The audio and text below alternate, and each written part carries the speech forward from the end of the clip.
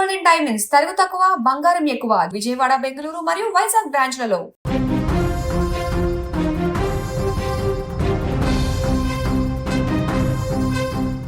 తాడేపల్లిలోని మాజీ ముఖ్యమంత్రి వైసీపీ అధినేత వైఎస్ జగన్ నివాసం ముందు ఊహించని పరిణామం చోటు చేసుకుంది. తన భార్యతో కలిసి అక్కడికి చేరుకున్న బోరుగడ్డ అనిల్ కుమార్ నిరసనకు దిగడం రాజకీయ వర్గాలలో ఇప్పుడు చర్చనీయాంశంగా మారింది. తనను జగన్ కలవకుండా వైసీపీ సీనియర్ నేత సజ్జల రామకృష్ణారెడ్డి అడ్డుకుంటున్నారని, తనపై ఉద్వేషపూర్వకంగా తప్పుడు ప్రచారం చేస్తున్నారని ఆయన తీవ్ర ఆరోపణలు చేశారు. ఈ ఘటనతో తాడేపల్లి ప్రాంతంలో కొంతసేపు ఉద్రిక్త వాతావరణం నెలకొంది. తాడేపల్లిలోని జగన్ నివాసానికి చేరుకున్న బోరుగడ్డ అనిల్ కుమార్ తనకు న్యాయం చేయాలని డిమాండ్ చేస్తూ నిరసన చేపట్టారు. తనతో పాటు ఆయన భార్య కూడా ఈ నిరసనలో పాల్గొన్నారు. విషయం తెలుసుకున్న పోలీసులు వెంటనే అక్కడికి చేరుకొని పరిస్థితిని అదుపులోకి తెచ్చారు. కొంతసేపు అక్కడ ఉద్రిక్త పరిస్థితులు కనిపించినప్పటికీ పోలీసులు పరిస్థితిని పూర్తిగా చక్కదిద్దారు. ఇక ఈ సందర్భంగా మీడియాతో మాట్లాడినటువంటి బోరుగడ్డ అనిల్ సజ్జల రామకృష్ణారెడ్డి పైన సంచలన ఆరోపణలు చేశారు. తాను జగన్ను కలిసేందుకు ఎన్నిసార్లు ప్రయత్నించినా సజ్జల తన అనుచరులతో కలిసి అడ్డుకుంటున్నారని ఆరోపించారు.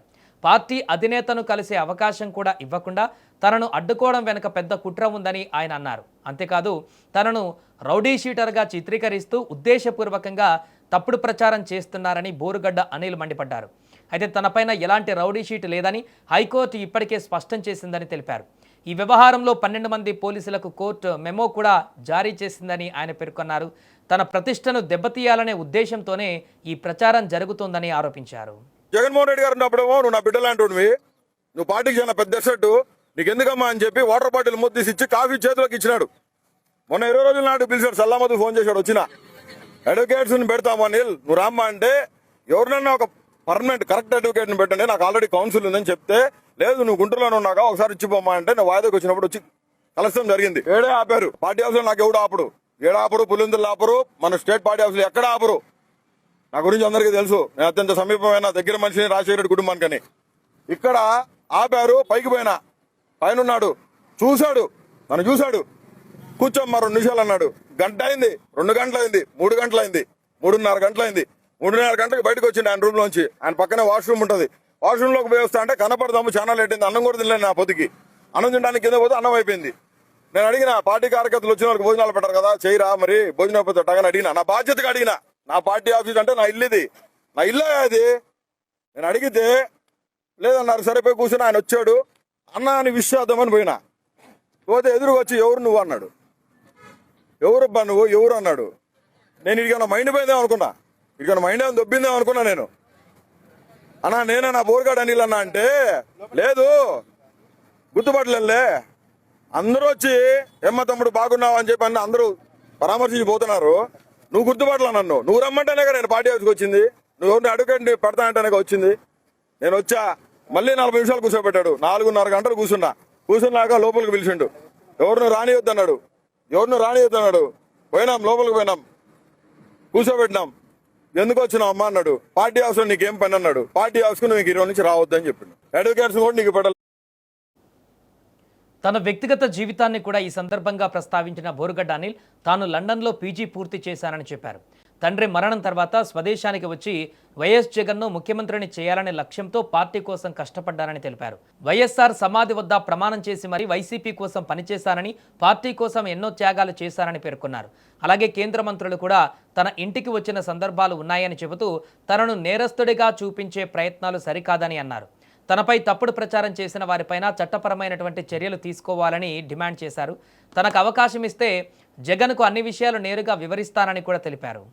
సజ్జల రామకృష్ణారెడ్డి పార్టీ ఆఫీస్లోకి రావద్దంటమే కాకుండా ఆయన కోటరీలో ఆయన ఏం మాట్లాడిచ్చినాడు. వాడు కారుమూరి వెంకటరెడ్డి నన్ను రౌడీ షీటర్ అంటాడు. హైకోర్టు ఏం చెప్పింది, అనిల్ మీద రౌడీ షీట్ లేదు, గొప్ప చదువుకున్న వ్యక్తి, సమాజంలో అటు ఎందుకు చేస్తున్నారు మీరు, ఎవరు నిన్ను రౌడీ షీటర్ అందంటే మీడియా అన్ని పేర్లు ఇచ్చిన 12 మంది పోలీస్ ఆఫీసర్స్ కి మెమో ఇచ్చింది. కారుమూరి వెంకటరెడ్డి ఎందుకు మాట్లాడినారా బాబు, నా గురించి నీకేం సంబంధం, నువ్వు నా ఇంటి వెనకడు పక్కన వెనకలుడువా, నేను రాజకీయాల్లోకి వచ్చేసరికి నువ్వు బచ్చాగానివి, ఎట్టారా నీ సంగతి, ఎందుకు మాట్లాడినావు అంటే వాడు ఏం మాట్లాడాడంటే, గతంలో బోరుగడ్డ అనిల్ తనను వైసీపీ నేతగా చెప్పుకున్నప్పటికీ ఆయనకు పార్టీతో ఎలాంటి సంబంధం లేదని వైఎస్ఆర్ కాంగ్రెస్ పార్టీ ఇప్పటికే అధికారికంగా స్పష్టం చేసింది. ఈ నేపథ్యంలో ఆయన జగన్ నివాసం ముందు నిరసనకు దిగడం మరొకసారి రాజకీయ చర్చకు దారితీసింది. ప్రస్తుతం బోరుగడ్డ అనిల్ చేసిన ఆరోపణలపైన వైసీపీ నేతల నుంచి అధికారిక స్పందన వెలువడాల్సి ఉంది. ముఖ్యంగా సజ్జల రామకృష్ణారెడ్డిపై చేసిన ఆరోపణలకు పార్టీ ఎలా స్పందిస్తుందన్నది ఆసక్తికరంగా మారింది. మొత్తానికి తాడేపల్లిలో జగన్ నివాసం ముందు బోరుగడ్డ అనిల్ చేపట్టిన నిరసన, సజ్జలపై చేసిన ఆరోపణలు రాష్ట్ర రాజకీయాలలో కొత్త చర్చకు తెరలేపాయి. ఈ వ్యవహారం పైన సంబంధిత వర్గాల స్పందన, తదుపరి పరిణామాలు ఎలా ఉంటాయో చూడాల్సి ఉంది. చెప్పండి అన్న ఒకసారి మాట్లాడండి. అంటే ఏమని మాట్లాడాలి? మీ మీద కంప్లైంట్ ఇవ్వమంటారా?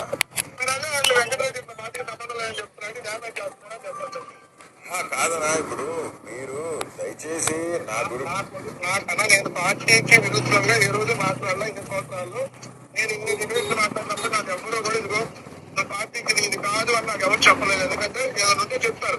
అంటే మీకు గైడ్ లైన్స్ ఉన్నాయనా? బోరుగడ్డ అనిల్ కుమార్ మన పార్టీ కాదు, నువ్వు మాట్లాడు, వారికి మనకు సంబంధం మీకు ఎవరైనా చెప్పారా? నేను అందుకే అడగండి అన్న, గైడ్ లైన్స్ ఉన్నాయా లేదా మీరే ఒకసారి అడగండి. కాదన్నా, మీకు ఎవరైనా చెప్తే చెప్పండి. నేను మీరే ఒకసారి అడగండి అన్న. కాదన్నా, మీరే ఒకసారి అడగండి. మీకు గైడ్ లైన్స్ మా మీడియా సెల్ శ్రీహరి గారు చూస్తారు, ఓకేనా? పెద్దలు గారు మెయిన్, మీరు ఒకసారి అడగండి. అవునన్నా, సజ్జలను మీకు చెప్పినారా పార్టీ అనిల్కి మనకి? మీరు అడగండి అన్న, మీరు చెప్పండి ఒకసారి. ఇప్పుడు నాకు మీరు క్వశ్చన్ ఏంటి కాదన్నా, ఎందుకంటే మీరు నన్ను క్వశ్చన్ చేసినప్పుడు అలా అడగండి. మీకు మీరు పార్టీలో మీకు ఇవన్నీ వాళ్ళే చూస్తారు అంటున్నారు కానీ వాళ్ళకే చెప్పండి. మరి ఏంటంటే ఇట్లా చెప్పిన డ్యామేజ్ చేయడం నేను పార్టీ మనిషిని అయితే కాదని ఎట్లా చెప్తారు వాళ్ళు అని మీరే అడగండి. అప్పుడు నాకు అబ్బాయి ఫోన్ చేస్తారు కదా, ఆ టాపిక్ ఏదో చెప్తారు కదా. అంటే జగనన్నకు భారతమ్మకి చెప్పి మీకు ఫోన్ చేపించి అట్లా మాట్లాడుతుంది చెప్పించాలి మీకు, అంతేనా? నేను అట్లా లేదమ్మా, పార్టీలో ఎవరు మీ పార్టీలో అన్ని వాళ్ళే చూస్తారని చూస్తారు కదా.